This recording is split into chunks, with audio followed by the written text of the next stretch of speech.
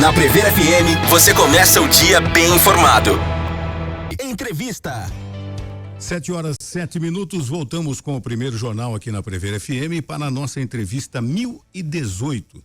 Estamos recebendo aqui a fonoaudióloga Cássia Regina Georges Malatrazzi e também o Marco Antônio Malatrazzi. Bom dia a vocês, satisfação em tê-los aqui. Bom dia, prazer é nosso estarmos aqui conversando com vocês um pouquinho. Obrigada pelo convite, agradeço a Prever FM de estarmos aqui.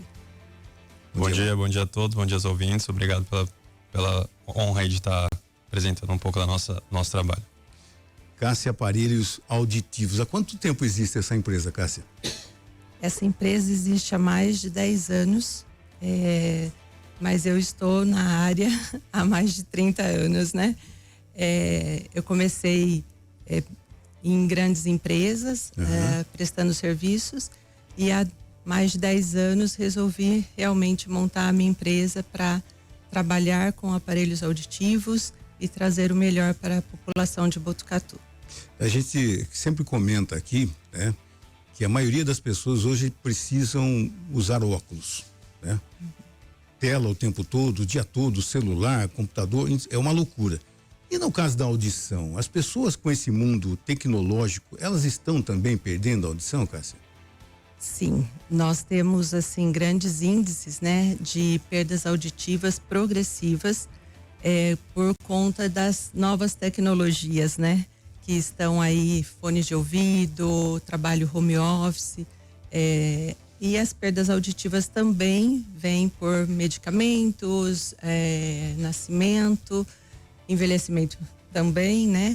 Então, o que a gente tem visto é um aumento muito grande das pessoas procurarem um aparelho auditivo para melhor qualidade de vida, que hoje a gente preza, né? Entendi. Mas muitos ainda têm um certo preconceito, né?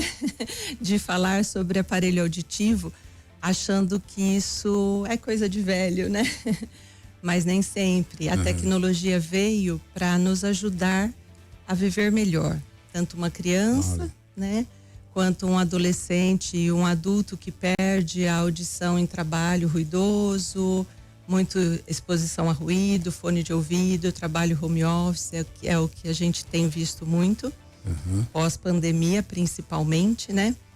E o envelhecimento mesmo natural, que a gente precisa estar atento para melhorar a qualidade de vida das pessoas. Acho que você tocou num assunto interessante que é o tabu, né? O aparelho auditivo é um tabu, até porque antigamente ele era um aparelho muito grande, que ficava visível e que alterava ali a face. Hoje acho que isso evoluiu demais, né, Cássia? Muito. Hoje nós temos aparelhos assim, invisíveis, né? E a tecnologia em si evoluiu demais. Então hoje os aparelhos, eles têm programas, eles têm conectividade, eles têm Bluetooth, eles têm antena wireless, tudo para melhorar a qualidade sonora para uma melhor adaptação. E aí a gente tem que escolher o que é melhor para cada indivíduo, né, dentro da sua perda auditiva.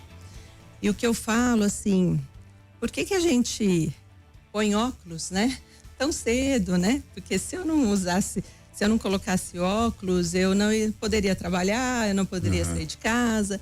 E isso foi perdendo o tabu, né? E o aparelho auditivo é a mesma coisa, né? Porque a gente precisa estar aí no dia a dia e ouvir bem, né? Então eu acho que isso, com o passar do tempo, tem se melhorado né? A gente tem perdido essa discriminação, as pessoas têm aceitado melhor o aparelho. E quando se percebe que a sua audição já não é aquela audição que você tinha, tal, isso com o envelhecimento talvez seja o mais comum, né? Mas de repente você percebe, você trabalha aqui na emissora de rádio, a gente trabalha com fone. Eu coloco na hora das entrevistas que não são feitas no estúdio, eu gosto de colocar o fone. Eu fico com ele 100% do tempo. Fica com ele 100%, né? Qual que é a recomendação para quem necessariamente precisa usar o fone de ouvido, né? Numa situação como essa? E se o uso constante pode alterar na audição? Sim, o que nós recomendamos, né, do uso de fone de ouvido é o tempo de exposição. Tá. Nunca ultrapassar 40 minutos direto, tendo um intervalo de pelo menos 20 minutos sem Ainda bem fone. que os blocos têm 20, 30 minutos, né? Não. Que isso por conta realmente da estimulação que as células têm com o uso do fone, porque passando de 40 minutos, 1 hora e meia, elas podem entrar em estresse de tanto trabalho e assim morrerem e iniciar uma perda auditiva. E dá preferência também para esses fones Conchas, do concha, que não o intra, porque ele agride mais. Isso, Tá melhor. Tem isso também, né? Também tem. Porque os intras tá muito mais próximo, né, à membrana, e a estimulação, a pressão do som é um pouco maior, né?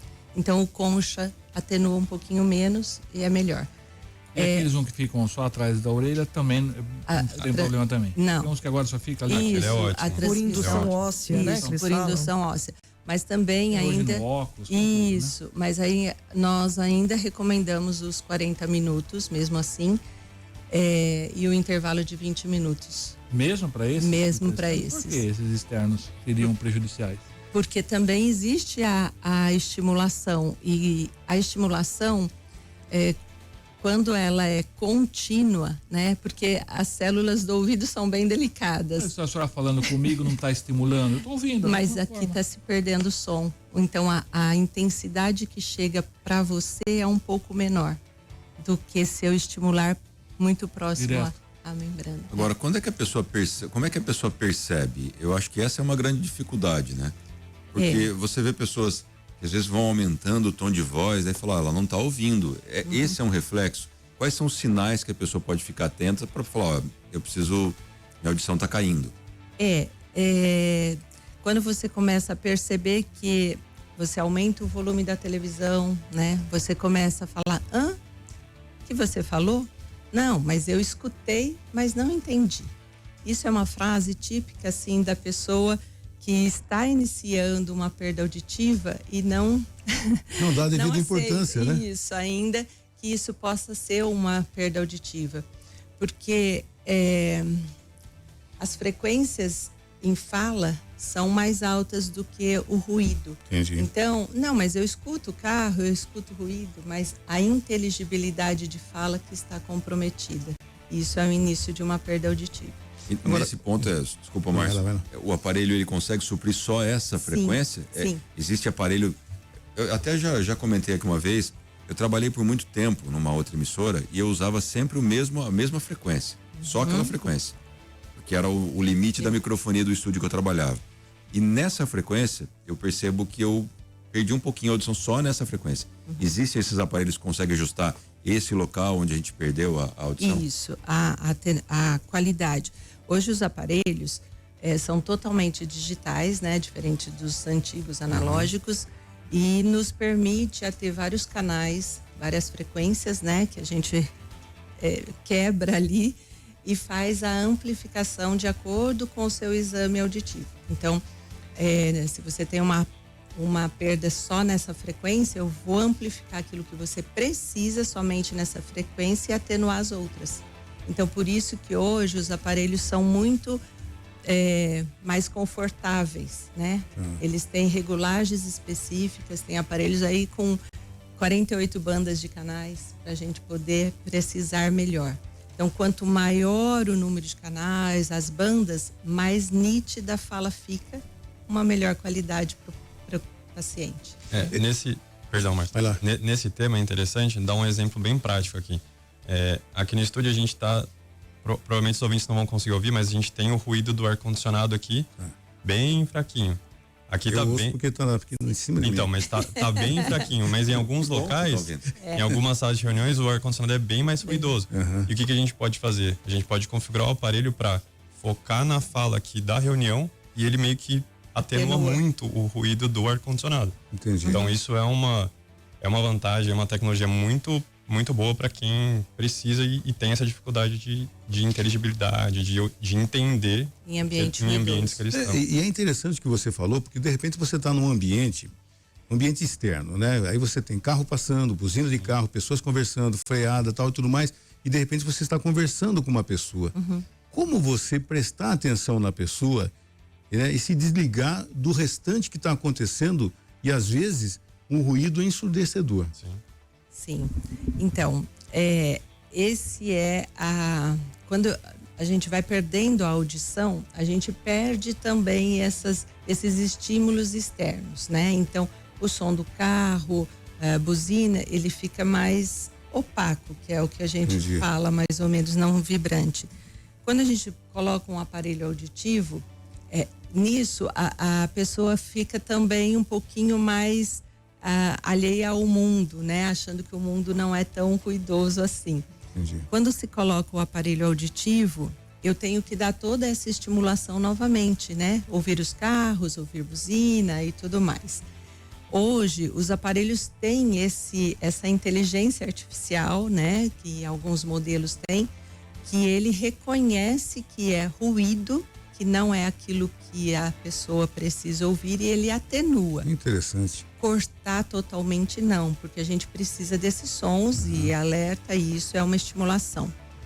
Além do que, o aparelho auditivo faz com que eu estimule a parte cognitiva, fazendo duas coisas ao mesmo tempo, conversando e ouvindo um ruído, que a gente faz quando é mais jovem sem nem perceber, né? E aí, com o passar do tempo, isso fica uma situação um pouquinho mais difícil, né? De fazer isso. E o aparelho traz esse conforto novamente. Então, as novas tecnologias é muito boa para isso, né? Coisa que os aparelhos antigos não têm. Tá surgindo algum com tecnologia assim? Eu não falo nada em inglês, né? E tenho dificuldade em aprender. E preguiça também. Mas algum aparelho auditivo, se você falar inglês comigo, já vou escutar em português? Sim, já tem. Tá vendo? No último congresso, né, que a gente acaba sempre estudando, sempre, né? Em tempo real. Para trazer tempo real. Ainda não veio para o Brasil. A previsão de vir para o Brasil é o ano que vem, porque todos os aparelhos são importados, né? Tem uma certa... de verdade que daí, você vai viajar, o cara fala em chinês com você. Exatamente. Tá bom, né? Então, assim, é isso que as pessoas tinham muitas dificuldades e restrições para aparelhos auditivos nesse sentido. Então, hoje vai ter essa tradução simultânea para algumas línguas, né? Também hoje nós já temos os aparelhos para pessoas que precisam, principalmente idosos, com sistema de queda, sabe?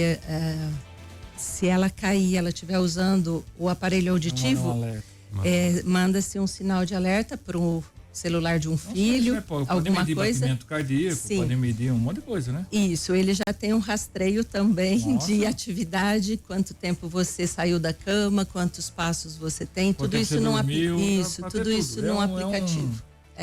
Porque hoje os aparelhos dessa tecnologia, existe um aplicativo e você baixa no celular. Dorme com ele? Não. A gente recomenda não dormir, né? Só casos extremos que precisa, porque o ouvido precisa de uma arefação também, né? Então ele não pode ficar também muito abafado. Então tem alguns modelos que são menos abafados, outros um pouco mais. Então depende de cada paciente. E a gente tem um número interessante que eu puxei aqui, você pode até me corrigir, mas a incidência de perda auditiva que necessita de um aparelho é de 5% no Brasil, é isso mesmo? Se a gente pensar nesse número, só para concluir aqui, de cada 100 pessoas, 5 precisam de aparelho. É um número alto, que não tido contato. Sim. E se isso for correto ou muito próximo, como é que é esse processo de não descobrir, porque a descoberta está no paciente, mas de você falar, realmente tem uma perda auditiva que precisa de um aparelho, que precisa de uma melhora. Existe um exame para isso? Sim, existem vários exames antes da indicação do aparelho auditivo. Nós fazemos a audiometria, a impedanciometria, alguns outros aparelhos, dependendo do caso, automissões, Bera, que são alguns aparelhos um pouco mais precisos para algumas perdas, principalmente uma perda de criança que não consegue falar. Então existe esses exames, e através desses exames a gente consegue indicar o melhor aparelho para aquela perda auditiva. E na indicação é muito importante a gente ver o tipo de vida do paciente, do indivíduo, para poder indicar o melhor, né? Por isso que existe várias empresas, vários fabricantes de aparelhos auditivos, cada um tem o seu feeling, o seu processar de informação que se diferenciam, né? Nesses últimos 10 anos, mais ou menos, foi o que eu observei e trouxe para Botucatu. Eu não só represento uma marca, eu sou multimarcas de aparelho auditivo, porque na minha experiência eu vi que em alguns casos aquela marca, o paciente ficou muito bem, outros não ficaram. E aí eu fui pesquisando o porquê e cada um tem o seu processar e cada pessoa gosta de um tipo de qualidade sonora e a gente tem que respeitar isso.